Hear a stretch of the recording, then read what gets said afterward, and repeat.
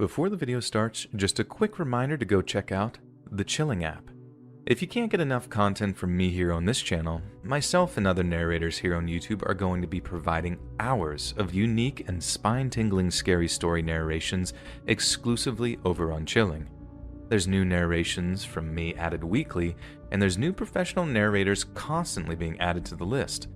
There's hundreds of scary stories to binge on, from monsters, paranormal, thrillers, and true scary stories.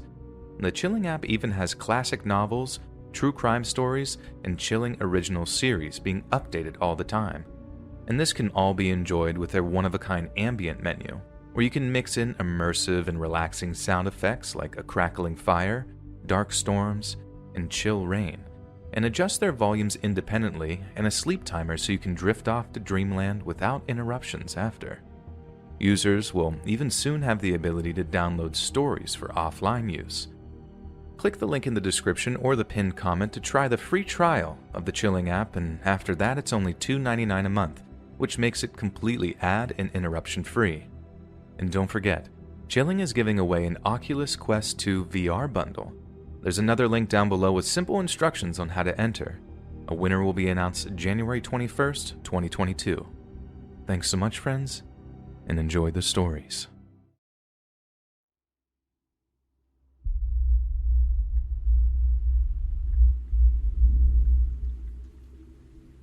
A few years back, I was driving home after work with one of my coworkers after closing, so it was probably around 11:30 p.m. to about midnight. Keep in mind we both live and work in the rural Midwest, so there isn't much in the way of lights or other infrastructure for some parts of the drive. Not that this has a huge effect on the story, it just explains how another car could just seemingly materialize out of thin air on a dark road. Anyway, I turned onto a bridge when I saw a car sitting just off the road on the other side of it. Its engine was still on, but it wasn't moving, and I can't say I was really all that concerned about it to begin with because it's a common spot for cars to pull off, even if it was kind of late. But as I passed the car, I looked in my rearview mirror to see that they had pulled out behind me. Again, I really didn't think anything of it, just like, weird. And then I watched as they gain on me, more and more until they basically began to tailgate me, but like real hard. I kept driving for a bit with this car right up on me, which obviously had me incredibly nervous. I let off a few honks of my horn as if to say back off, but they just beeped right back and stayed as close as if to say no. My heart is beginning to beat at 100 miles an hour as it was, but then right as I'm starting to get seriously frightened, the headlights behind me suddenly just disappear. We're going at least 40 down a dark track, and then the car behind me just suddenly appears next to me as it begins to pass me. It then slows, then jackknifes on the road, and I see the doors opening on either side of the car. No, I didn't take any chances. I immediately swerved, almost smashing into one of the opening doors in the process of rounding the now completely stationary car, but I made it. I then put my foot down and pretty much kept it down until I was back onto the pavement. I'll be honest, I was speeding the whole way home, just hoping a cop would actually pull me over. I was terrified that, if I tried to call while driving, I'd lose control of my truck, so I was pushing 70 the entire way home, and that's where I called the cops. I then got my gun out and waited for them in the front room with the lights out, watching the street outside for any signs of the car that may have been tailing me. I only really started to calm down once the cops showed up, but after telling them everything I could tell they didn't quite buy my story. They asked me 3 or 4 times if I was sure that I didn't know the person chasing me, or if I could think of a reason why anyone might want to intimidate me. I get that it's crazy, but I swear to God I have no idea who the driver or passengers might have been, or why anyone would have wanted to run me off the road like that. The worst thing is, I didn't hear anything back, or rather, all the cops could do was advise me to get a permit to keep my gun in my glove box. Seriously, they were so stumped that they legitimately just told me to arm myself. Thankfully, there were no repeat incidents, but it definitely put me off driving at night for a while, Or at least when I was forced to, I went out of my way to stick to as many well-lit highways as possible. That put at least 90 minutes on my total commuting time, but the whole thing freaked me out so much that it seemed so worth it not to have to go through that again. I'm sorry this story kind of fizzles out, that it doesn't have some big conclusive ending, but I suppose it's not even really a story, more like a warning, because take it from me, there are some bad people out there.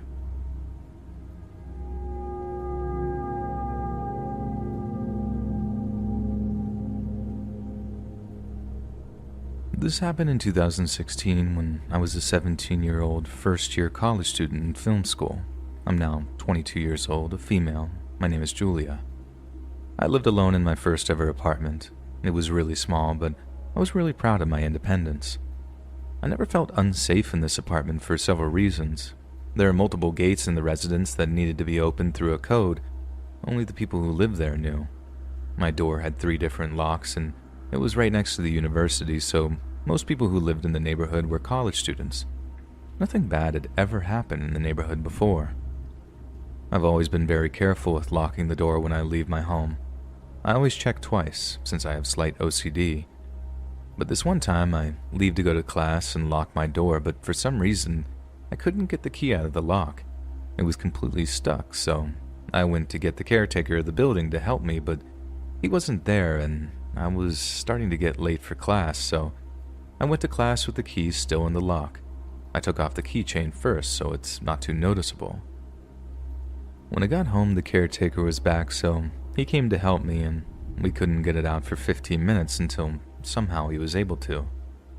He told me the lock was damaged so that I didn't necessarily need to change it if I only locked it once instead of twice.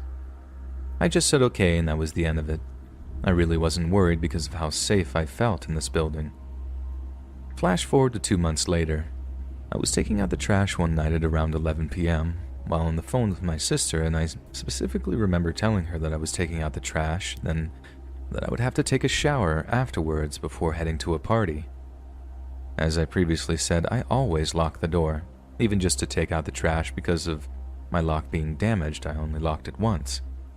When I got back to my apartment, I found the door unlocked, which immediately alarmed me. So I went into the apartment and locked the door immediately with 3 different types of locks. When you walk into my apartment, which is just 215 square feet, you have the main room in front of you and the bathroom door immediately to your left. I had left the bathroom door slightly open, but enough so that I could see a man in my shower with his back turned to me. Naturally, when I saw this, I tried to open the door and leave as fast as possible, except my main lock was damaged from 2 months earlier and I couldn't open it no matter how hard I tried. In this moment, all I could think of was the fact that I had to leave as fast as possible. I jumped out the window without really thinking. I figured it was the only solution, except I lived on the 2nd floor, so I completely smashed my ankles in the landing. I started running in whichever way I could, and when I got a little bit further from the building, I looked back and the man was there, at my window, just watching me as I run away. I thought of 2 possible outcomes.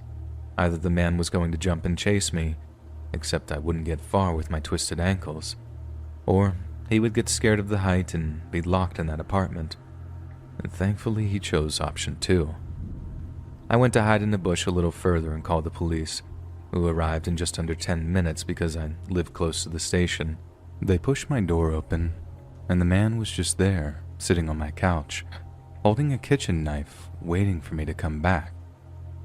They arrested the guy and later told me that they had already arrested him for assault, attempted kidnapping, and attempted murder previously.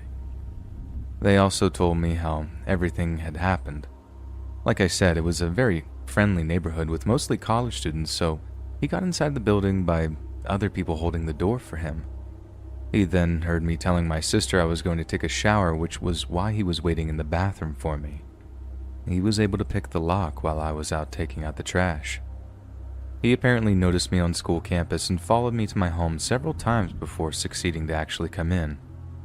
He stayed inside waiting for me because I had recently changed my phone and the previous one was still on the table, so he thought I didn't have a phone with me to call the police. I don't live there anymore, but after that, to get into the building, we all needed identification proving we lived there. Building IDs were created and we had to scan them every time, and it was the only way to go inside the building. Thankfully, nothing bad happened in the neighborhood after that. It's back to being very peaceful and friendly.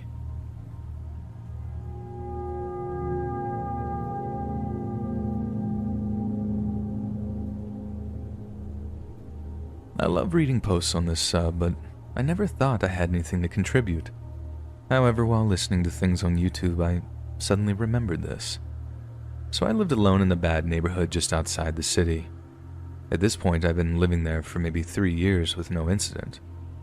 Well, I mean, there were several shootings on my street, but no one shot at me, so no incident, I guess. Kind of a selfish thought, but you know. I'm the kind of person who can't sit still for very long, so I find myself standing or pacing a lot. On this particular night, maybe at 2 a.m., I was pacing while reading a book to prepare for an upcoming test at my university. I stopped pacing for a little and just stood near my front door to read, and that's when I heard my doorknob turn. For some reason, though I nearly soiled myself in the moment, I was able to calmly look down at my deadbolt to double-check that it was locked. It was. I looked through the peephole to see who was trying to come in, but no one was standing there. Obviously, this was very confusing. I am neither superstitious nor a believer in the supernatural, but I'm also kind of stupid, so my first thought was, is a ghost trying to break into my house? Thankfully, that thought gave way to a more logical thought of, maybe they're going around back. So I quickly moved to the back door to make sure it was locked. It was, thank God, but then my front doorknob turned again. I tiptoe ran to the front door. At this point, my heart is pounding. My dog, a big protective teddy bear, is looking at me with major concern in his eyes. I look through the front peephole again, but there's still no one there. And that's when I hear a small knock on my door, as I am looking through the peephole.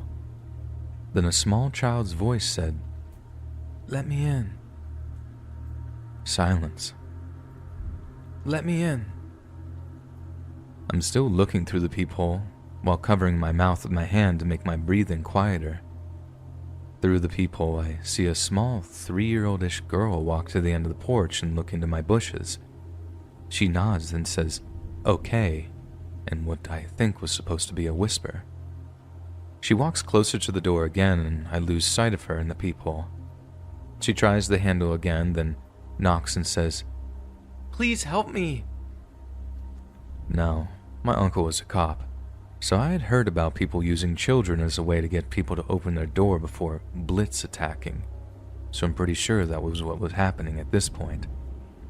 I wasn't sure how to handle the situation, so I just said, not even into a phone, "Hi, I think someone's trying to break into my apartment. Yeah, my address?" And then I said it. "Yeah, I'll stay on the line." I then saw a shadow emerge from my bushes, and thankfully they scooped that kid up and ran off. There were 2 people and that kid. I kind of know for certain that these people were planning to break into my apartment, to rob me, or do God knows what.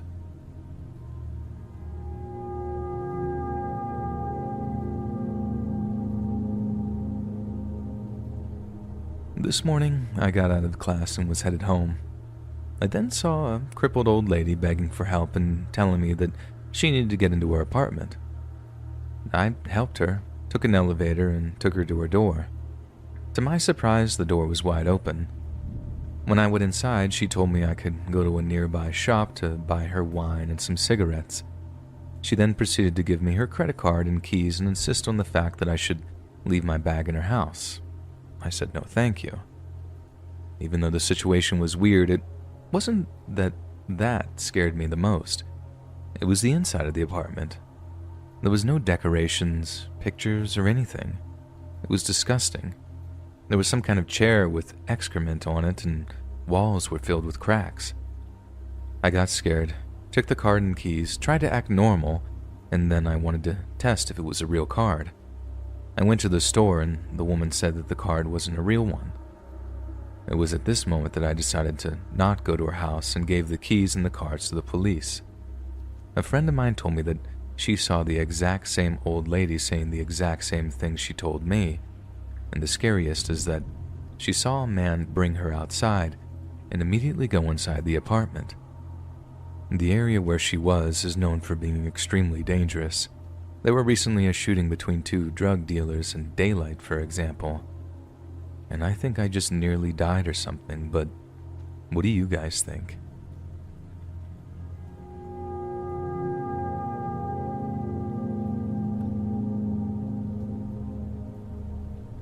This encounter happened this late afternoon. I'm still very shaken up about this and cannot get it out of my mind, so bear with me. My day started as it normally does. Early morning work shift, come home, drive my partner to work, come home to nap. However, when I get home, my partner texts me saying to pick them back up because they just got news that they were laid off for the winter due to a very slow season. I went back out, came back, and went for my nap while my partner went to play video games. I was in a pretty deep sleep with my favorite TV show playing in the background as I've seen it a million times. About 2 hours or so later, I'm woken up to my creaky front door being opened, followed by a deep and unfamiliar, "Hello?" I've listened intently as I thought it could be my partner's friend who often stops by. I didn't hear anything further, so I shrugged it off to my TV and tried to go back to sleep.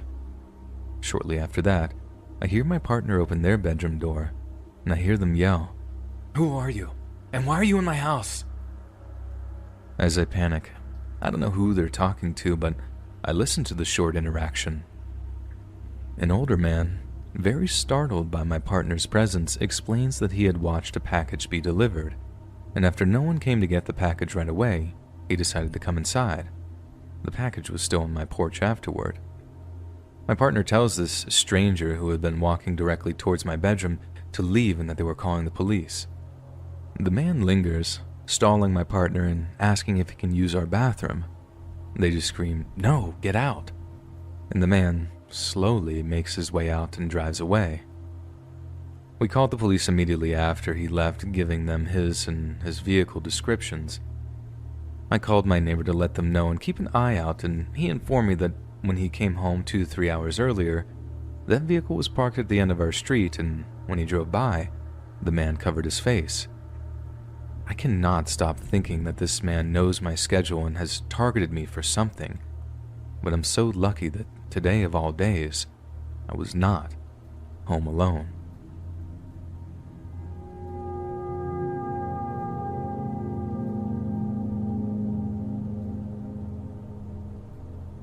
Now, a little background. I was at my mom's house, which was a basement apartment of a house.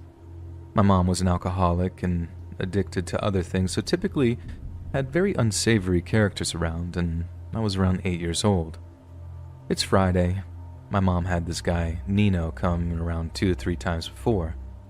She went upstairs to the main part of the house to cook dinner.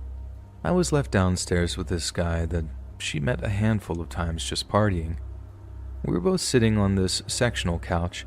He was in the corner seat, feet up on the couch with work boots on, which was disgusting to me, and just lounging. I was on the cushion next to him, but within arm's length between us. He was staring at me with a half smile and asked me a few random questions about school. I stared straight ahead at the TV. I don't remember the questions, but even at 8 years old, I was very intuitive due to always having to observe and be on guard in my surroundings. I remember being very creeped out and afraid to move too obviously. Then he took the back of his finger and rubbed them up and down my upper arm in a slow motion on my bare skin. He was flirting with me, and I knew it. My mom calls us up for dinner about this time, and I guess he leaves shortly after. I was scared and didn't want to be around him again. Well, Sunday comes. My mom's other partying friend, Jim, comes over early, knocks on the door, and asks to speak with my mom at the top of the driveway. I overheard him tell her basically that she needs to stay away from Nino because he's told Jim that he has his eye on me, and he could potentially do some very dangerous things to me. My mom argues with him and is basically like, "Yeah, right. you're just being dramatic. And Jim is actually pleading with her, and she still doesn't believe him. Cool, Mom. Now, a week later, my younger brother and I were in her coworker's car headed to her job. My mom was reading the newspaper and it says, "Oh my God." Nino had been arrested for breaking into a home and assaulting a child. And I was absolutely shook. For months after, I struggled to sleep. We were in the basement apartment and there was a large sliding door and a ground level window in the bedroom.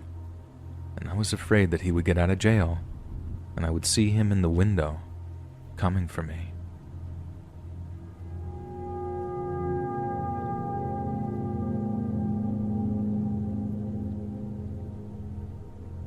When I was 18 years old, I started my first job at Spirit Halloween, a seasonal Halloween store. It was my first job, so I was excited and eager to work, finally making my own money for college. Because it's a seasonal location, as you can imagine, management was pretty disorganized. I didn't know half the staff, scheduling was a mess, and I pretty much just picked up shifts when I wanted to work, and they always needed the help. One day, I'm in the break room about to head back on the sales floor when a manager I hadn't met yet came in. He started asking questions about my name, age, and what I was studying in school, and insisted that I stay on break a little longer and sit down to a drink of Red Bull with him. We sat down and he proceeded to brag to me about how when he was younger, he used to work on movie sets and used to be in production. The entire conversation revolved around him trying to impress me with these stories. I thought it was weird, but I never had a job before, so I thought he was making conversation with me.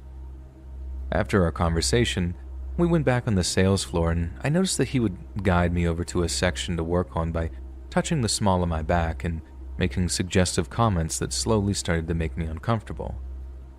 Later that shift, I asked him for his emails so that when the season ended and I needed to apply for other jobs, I could have his contact information. He told me to send him a text with my full name so he knew who it was. I texted him when we were still at the store and didn't think anything of it. That night after work, I was up late doing homework when he texted me back. Throughout the night, he kept texting me conversationally, unrelated to work. And at this point, my alarms are going off that this seems highly inappropriate. My 45-year-old manager is trying to talk to me at 1 a.m. outside of work. I stopped responding and left it at that. Later on, I went on Facebook and realized that when he had me text him my full name, he used it to look me up and try to add me as a friend. The next time I went into work, I planned to try to avoid him as much as possible. However, as soon as I got there, he came up to me and started asking me questions about whether I drank or smoked, stating that we should do it together sometime. This man literally told me I should come over to his house and I could teach him to roll up, that we should smoke together on our break. Mind you, he's like 30 years older than me. At this point, I knew that he knew what he was doing was inappropriate because he would only make this kind of conversation when we were alone. Anytime coworkers or other managers were around, he would stop, so I tried my best to keep around my other coworkers. This shift, though, he pulled me away from my normal section and told me he had a very special task I had to help him with. He takes me to the back of the store where we keep inventory and had me help him start marking down some items. I was on very high alert because we were alone in the back of the store where there were no cameras. Again, he keeps making comments about how we should hang out and continues to tell me stories about old jobs he used to have in his youth to try and impress me or something. Eventually, he tells me about all the cool Halloween decorations he set up in front of his house, and he wanted to show me a photo of it. He pulls out his phone and opens his camera roll. As I'm looking at the phone waiting for him to find the photo, I notice something familiar in his camera roll. His most recent photo was a photo of me, staring back at me. He screenshot my Facebook profile photo and just had it sitting there in his camera roll. I gasped at a reaction and tried to hide my surprise because at this point, I was creeped out to the max. He made some weird comment about how I was just so beautiful he couldn't help himself, and I just felt sick to my stomach. I didn't confront him about how off-putting that was because I was just in shock. I texted all my friends about what happened, and they all agreed that that was horribly inappropriate. The remainder of working there that season consisted of him hitting on me and continuing to make me uncomfortable. And because it was a seasonal job, I didn't report him because it wasn't like we had an HR department, and as it got closer to Halloween, I knew they weren't going to fire him when we needed workers. I just tried to avoid him as much as possible, but he continued to text me and try to talk to me every time I went in. Looking back, it makes me so sad that my first ever experience working at a job was spent trying to avoid advancements from a manager 30 years older than me. I'm just so grateful I trusted my gut about him.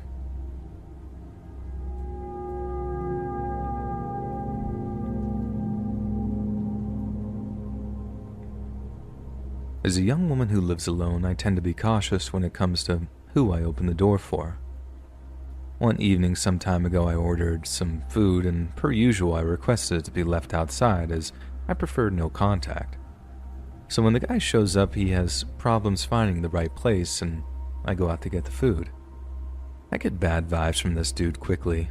He waits a few seconds before he hands over the food, and while doing so, he looks me up and down. And then he said, "I bet you live alone because you didn't order that much." He said this in a joking way, but I just said nah, then went off into my home and locked the door twice.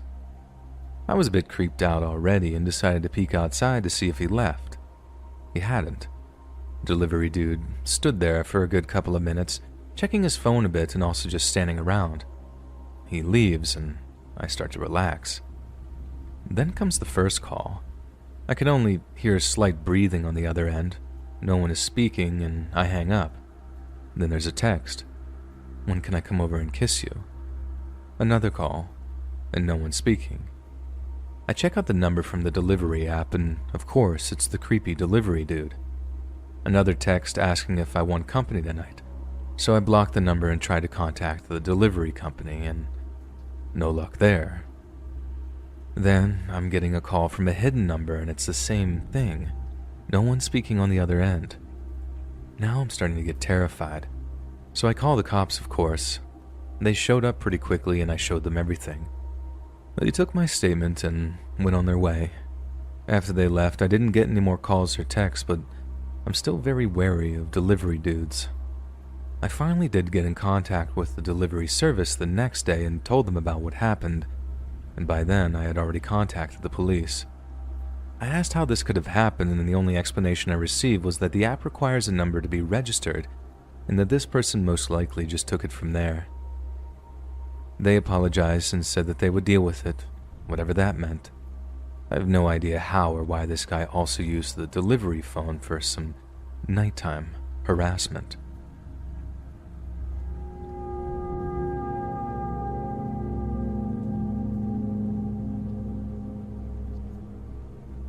This happened to me a few years ago when I was 16. I'm a petite person and have always looked younger than I actually am. Even as an adult, people think I'm a teenager. Anyways, when I was 16 years old, my mom and I traveled to my home country for the holidays. We were so happy because we were only able to afford a plane ticket only once every 2 years. So time goes by and we miss stuff about our family life. And this time my aunt, my mom's sister, Sylvia, was pregnant with her first child. My mom and I didn't know Sylvia's new husband's family, so we were introduced to my aunt's husband, James, him being 38, and his brother, Michael, 44, and his wife, who was 9 months pregnant. We quickly welcomed them into our family because they were so nice and friendly. We felt like we already knew them. One day, late after a party at my aunt's house, I was told someone would take me to a sleepover at my grandma's house. My grandma lives all the way across town, and I'm the only one who is related to her. Anyway, people were drunk and sleepy and no one could give me a lift. So Michael, 44, offered to take me there on his motorcycle. My aunt said something like, "Thanks, you're a lifesaver." I didn't think anything of it. I probably told myself, okay, well, I guess my new uncle is taking me there. I climbed onto the motorcycle since I was so small, and my aunt waved goodbye at the door. We left on his motorcycle. He asked me to put my arms around his waist so I wouldn't fall. I remember it was a cold night. He said, "If you're cold, you can hug me tight," which I thought was a bit weird. After about 15 minutes, I see he's taking a detour that goes in the opposite direction. I didn't say anything because I thought he had a reason. Then we get to a big park, and that was very dark. There were only about 4 people I could see in the distance. We got under a tree, so it was even darker, but we didn't get off the motorcycle. He turned around and started putting his hand on my cheek and hair. At this point, I was so confused and scared I felt almost paralyzed. I realized this man isn't actually family. This is just some strange grown-up man. And he says, "You're so pretty. I didn't think you were so pretty in real life." I was so nervous. I think I started to smile out of anxiety and fear. I do that when I'm uncomfortable sometimes, and I said, "What?"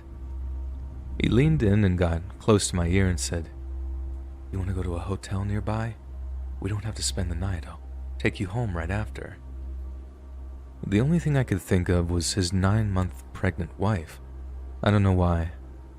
I said no, I want to go to my grandma's house. And still with a smile, I didn't want to make him angry. He insisted so many times, and I said no every time. He was so creepy, and I got the feeling that he just ignored me. He finally gave up and took me to my grandmother's house. I immediately jumped off the motorcycle and ran to her house. He took off before Grandma opened the door. I told my aunt. I don't know if she didn't believe me or just dismissed my story, so I never told anyone ever again. Up until I was 18, he messaged me on Facebook from time to time saying how pretty I was that night. It was so weird because I could see him posting about his new daughter and his new wife. I can't help to think that he thought I was younger and he could convince me easily.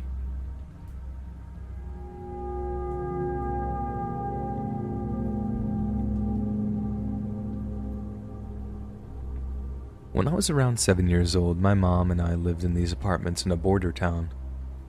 My mom's a single mother. Anyway, in our apartment complex, like most, it had a playground in it. Luckily, our apartment was on the bottom floor and right next to the playground. And like most children, I loved playing there. Every day I'd play there. I honestly can't remember, but my mom either went inside the apartment to grab something or let me play alone, but while she was gone, a random lady approached me. I'd never seen this lady before, but she told me she had a huge Barbie doll house and a lot of toy Barbies. She told me she lived not too far and asked if I wanted to go and play. I remember saying, "I have to ask my mom first," and that's when she said she knew my mom and that it's okay. I didn't know any better and agreed to go. She grabbed my hand and led me to her house. She did have a lot of Barbie toys and I was playing, but she didn't have any other children around, so I'm not sure why she would have all these dolls. Apparently I was gone for some time because it was starting to get dark, and that's when there was a loud bang on the door. The lady opened the door and it was my mom. She looked so frightened. She grabbed me and we moved out of that apartment complex soon after what happened, and honestly I don't remember what happened after that. This memory came back to me not that long ago, and my mom told me that that was the worst thing that's ever happened. But I don't remember feeling afraid, but honestly, who knows what the lady had planned for me. Since we live 5 minutes from the Mexican border, it is known for trafficking children, and I could have easily been taken to Mexico and never seen again. My mom did tell me that the reason she found me was because some bystander saw me walk off with that lady and then saw my mom frantically looking for me.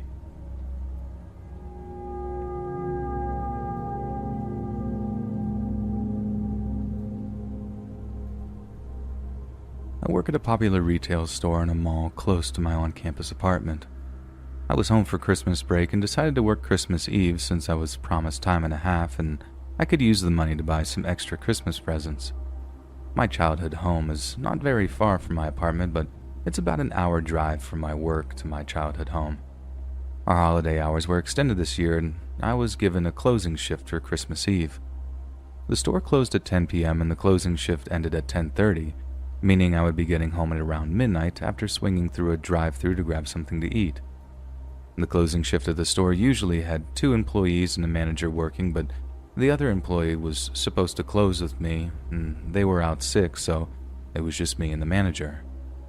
While the manager emptied and counted the cash drawers and wrote the daily report, I gathered up all the trash and cardboard and left it all by the back door in the stockroom. I dusted and vacuumed until the manager was finished with the daily report, and then he put in the combination to disable the alarm and held open the door for me to take out the trash and cardboard. This was the part that was usually the most helpful, to have 2 employees instead of 1, because the dumpster was walled off and the manager had to wait by the door to make sure no one walked into the store. But the dumpster wasn't too far away and I wanted to get home as soon as possible, so I carried all the trash out. Our store shared the dumpster with only 3 other stores, all of which closed either before or after us, so I wasn't expecting to see anyone at the dumpster. I was so startled that I dropped my bags when I saw someone digging through the trash. He looked up at me when he heard the bags fall. "Oh, hi. I dropped my wallet in the trash. Could you help me grab it?" he asked, and 1,000 red flags went off in my brain and I immediately began to back away. I don't think I can. I need to take the trash and get back to my store," I said, trying to walk towards the store slowly. "Which store do you work at?" he asked. I'm not sure why I told him, but I told him the store that I worked at and he nodded. "Oh, nice store. You can just leave the bags here. I'll toss them when I'm done looking." I went back into the store at that point, a little creeped out but not suspecting really anything else. I told my boss what happened and he laughed a little and offered to walk me to my car, as I was parked in the lot behind the store and he was parked in the parking garage attached to the main mall. I declined and walked to the nearly empty parking lot. There were only 3 cars in the parking lot, including mine. 1 car was parked close to the back entrance of a neighboring restaurant, and the other car was parked just a few spots away from mine. I couldn't see the person inside, but the car was on, and it looked like the person was trying to warm up the car from the inside before scraping off the ice on the windshield. I glanced at the car a few times just to mentally jot down the make and model of the car, a blue Honda Accord, before getting into my car and locking the doors. I called my parents to let them know that I was just now leaving and that I would be stopping to grab dinner on the way home, so not to wait up. I kept my eyes peeled for the different fast food joints on the side of the highway, but the majority of them were closed as it was 11 p.m. on Christmas Eve. I was getting hungrier and hungrier as I got closer and closer to the exit for my house. I decided to just scrounge up some leftovers at home as I drove through my town when I saw a Subway with blinking lights that said "Open Late." I peeled into the parking lot of the Subway and saw the red LED sign indicating that it was open. I walked into the sandwich shop and took a look around as it looked pretty empty. I called out to the empty store and was able to get the attention of the only person working in the store. "Oh, I thought I locked that door." We just closed," he said. "Oh, come on, man. I just got off work and I just want to grab something to eat before I go to bed. I'll be really quick, I promise," I begged him. He sighed and agreed, probably taking pity on how exhausted I looked. We talked for a little bit about working the late shift on Christmas Eve as he made my sandwich before a group of teenage boys walked into the store. "Hey, we're closed, guys. I'm gonna lock the store after I'm done making the sandwich," he said.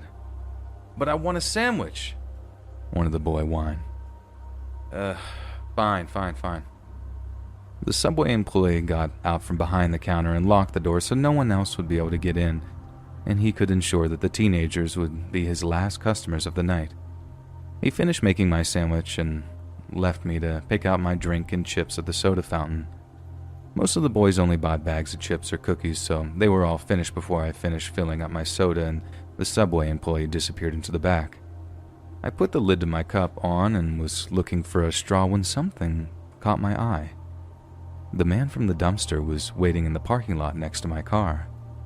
He was sitting on the hood of the car that was parked next to mine. It was the blue Honda Accord. I really started to freak out at that point. There was no reason for this guy to be in my town, an hour away from the mall at the exact place I decided to stop if he wasn't following me.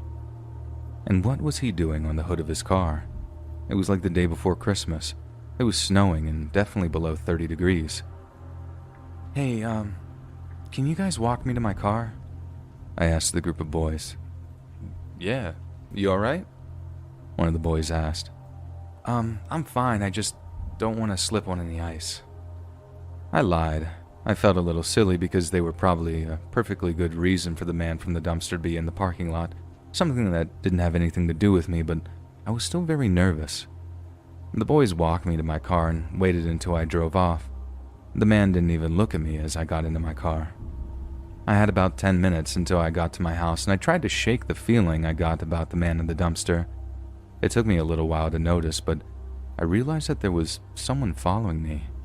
It was hard to see because the car's lights were off, but I noticed the car when I glanced in my rearview mirror as I drove under a street lamp.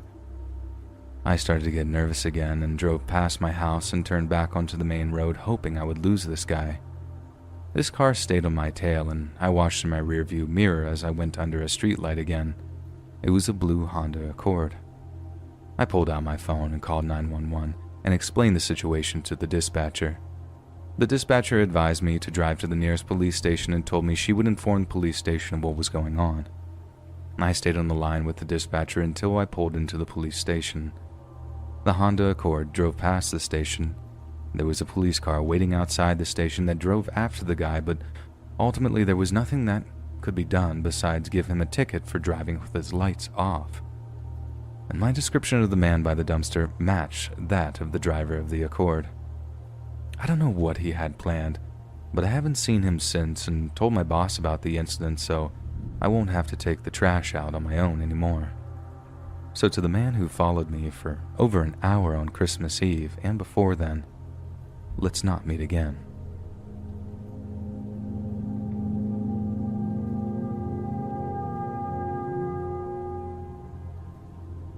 I work at a little local business, and we are known for being really friendly and chatty with customers. It's kind of expected of us. Ever since I was working there at 17, there was this guy who had to be in his late 20s to mid-30s who would come in and talk to me in particular for long amounts of time. He would wear shirts that said things like, "bearded for her pleasure." But I mean, to each their own fashion sense, I guess, but ew. He added me on Facebook at some point, and as a dumb teenager I accepted and would reply to his messages, but not too often. I had the feeling he had a crush on me and didn't want to lead him on. He started coming in asking weirder things like, "Going out drinking this weekend? Going to any clubs with your friends?"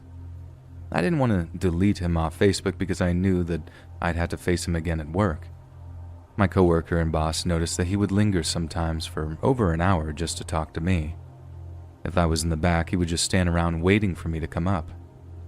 About a year ago, he got me when I was alone at the front and the store wasn't busy, so he decided to vent to me about how he recently got kicked out of a comic convention for trying to talk to a girl who had accused him of stalking her. He was convinced he did nothing wrong and was just trying to talk to her. But why would he get escorted out of a venue by security if it was a misunderstanding? I kind of forgot about this, and he had come in a couple of more times since. I remember him casually asking me if I live on the corner of such and such a street, and I said, yeah, not thinking much of it. Maybe 2 days later, I had the day off. I had a shower, then changed in my room, then did my makeup right at my window, all with the blinds open. I'm 2 stories up, and I assumed nobody would ever actually be looking up directly at it. And I learned my lesson that day. I went downstairs and was shocked to see him taking photos of my apartment building window, like his phone angled upwards towards my window. I think he saw me walking out, but I had sunglasses on and walked away quick. I immediately deleted him off of Facebook, and he noticed and messaged me within about 2 days after this happening. It's too coincidental not to be creepy, you know? My coworkers were so weirded out when I told them. I didn't see him for a couple of months, then he came in one day when I was working and was so brief with me. If anything, he seemed almost angry at me. There was enough tension coming from him that when he left, my new coworker, who knew nothing about this, was like, "Whoa, what was that about?" He was acting as if he just broke up with him or something. I suppose this could have been worse, though. Chances are he probably didn't get good photos from his photo camera with all the sunlight glares and such. And here's to hoping that he never creeps around my window without me noticing again. Hey friends, thanks for listening. Click that notification bell to be alerted of all future narrations. I release new videos every Monday, Wednesday, and Friday at 7 p.m. Eastern Standard Time. If you got a story, be sure to submit them to my subreddit r/Let'sReadOfficial, and maybe even hear your story featured on the next video. And if you want to support me even more, grab early access to all future narrations and bonus content over on Patreon, or click that big join button to hear about all the extra perks offered for the channel. And check out the Let's Read podcast, where you can hear all of these stories in big compilations and save huge on data, located anywhere you listen to podcasts. Links in the description below. Thanks so much, friends. And remember, Santa's going to your mom's house next.